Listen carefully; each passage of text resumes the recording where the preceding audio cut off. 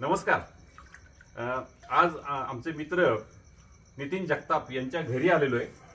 मी मुद्दाम हा मेसेज साधारणपणे 60-70 वय क्रॉस करून गेलेल्या सगळ्यांसाठी तर देणारच आहे हा मेसेज, पण जे अजूनही जरा जोमानक पळतायत त्यांच्यासाठी हा मेसेज आहे. नितीनचे बाबा या ठिकाणी आहेत, आई या ठिकाणी आहेत. आता त्यांच्याशी आम्ही गप्पा मारतोय आणि खरंच तुम्हाला सांगतो, वय वर्ष 88.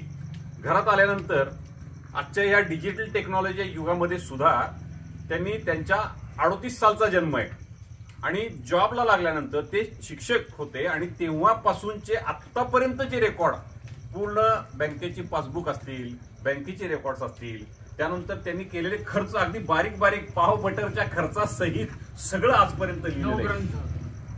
9 ग्रंथ.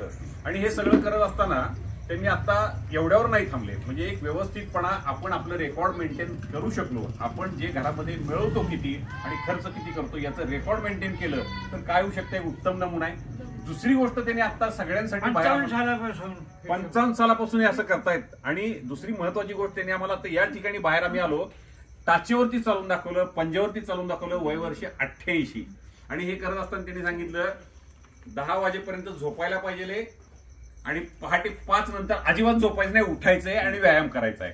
ज्याला स्वस्थ राहायचंय, चांगलं निरोगी आयुष्य पाहिजे, त्यांनी हे मंत्र नक्कीच घ्यायला पाहिजे.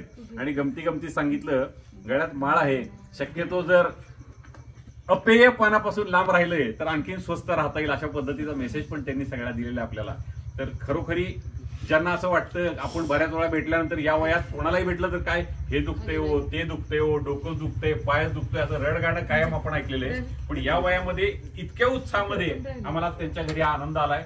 तर सगळ्यांना हा मेसेज देईन की जर अशाच पद्धतीने उत्साही राहायचं असेल, हा आणखीन एक महत्वाचं वाक्य त्यांनी सांगितलं, 100ला फक्त 13 राहिलेत म्हणले, आता ते 13 तर असेच पार पाडतो म्हणले मी. हा कॉन्फिडन्स, हा विश्वास, दवाखाना काय येतो जातो म्हणले, पण मला स्वस्थ राहायचंय आणि 100 क्रॉस करायची आहे, असा एक सुंदर मेसेज त्यांनी आम्हाला दिलाय.